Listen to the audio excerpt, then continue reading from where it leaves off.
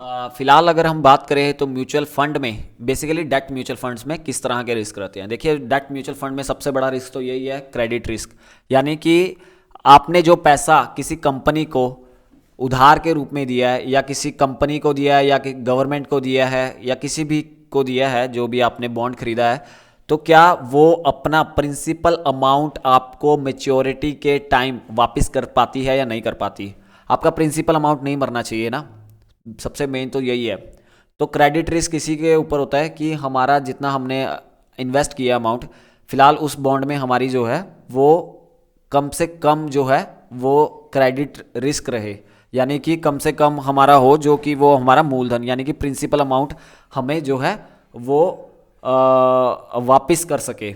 Maximum schemes में जो है सबसे बड़ा रिस्क यही होता है कि कभी हम जिसको लोन दे रहे हैं कि वो बंदा हमारा पैसा ही ना वापस करे। दूसरा सबसे बड़ा रिस्क होता है वो है इंटरेस्ट रिस्क। इंटरेस्ट रिस्क में इसमें जो है ये होता है कि अगर बैंकिंग सिस्टम में रेपो रेट्स को घटाया जाता है, इंटरेस्ट रेट्स को गवर्नमेंट जो है वो कम कर देती है, तो इससे क्या होता है, आपकी बॉन्ड जो है उसकी ट्रेडिंग्स जो है वो ज़्यादा हो जाती है, बॉन्ड्स की वैल्यू बढ़ जाती है। बेसिकली जो पुराने बॉन्ड्स हैं, जो हाई यील्डिंग बॉन्ड्स हैं, तो उनकी जो है वो वैल्यू बढ़ती है अगर इंटरेस्ट जो है वो कम होते हैं।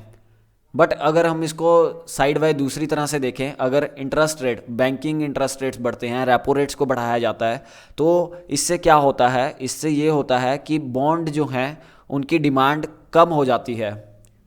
उनकी डिमांड कम होने के कारण वे फंड जो हैं, म्यूचुअल फंड स्कीम्स जो हैं, वे थोड़ा हम बोलें कि यहाँ पे वे अच्छा परफॉर्म नहीं कर पाती हैं।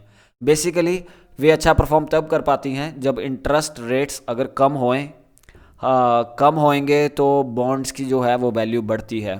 उसके बाद जो है लिक्विडिटी रिस्क होता है। यानी कि समटाइम्स ऐसा होता है कि मार्केट में जितने भी म्यूचुअल फंड्स में इन्वेस्टर्स हैं, उन्होंने एकदम से उस फंड में जो है वो रिडम्पशंस डाल दिए, मतलब कि हमें पैसा वापस चाहिए।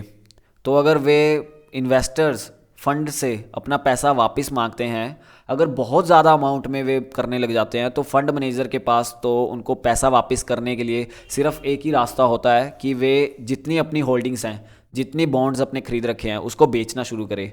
जब वो बेचेगा तभी वो जो है वो अपने इन्वेस्टर्स को पैसा चुका पाएगा। लेकिन जब वो इन्वेस्टर्स पैनिक में आके बोलते हैं कि हमें हमारा पैसा जो है, रिडम्पशंस डालते हैं कि हमें पैसा वापस चाहिए, तो यहाँ पे फंड मैनेजर के पास कोई चॉइस नहीं होती, जितने के भी भाव पे बॉन्ड बिक रहा है वो बॉन्ड बेच देता है। हाँ, तो यहाँ पे एक लिक्विडिटी का भी रिस्क रहता है। मेनली यही तीन रिस्क हमें जो है वो डेट म्यूचुअल फंड में दिखाई देते हैं। एक क्रेडिट रिस्क होता है कि हमारा प्रिंसिपल अमाउंट नहीं मरनी चाहिए। दूसरा जो है वो इंटरेस्ट रेट का रिस्क होता है, अगर इंटरेस्ट रेट मार्केट में कम हो रहे हैं तो म्यूचुअल फंड जो बॉन्ड्स की जो है वो वैल्यू बढ़ती है। और लिक्विडिटी रिस्क कि फंड पे जब एक्स्ट्रा बर्डन आता है ना, सेल आउट का, बेचने का, खरीदने का, तो उस टाइम पे ये देखने को मिलता है।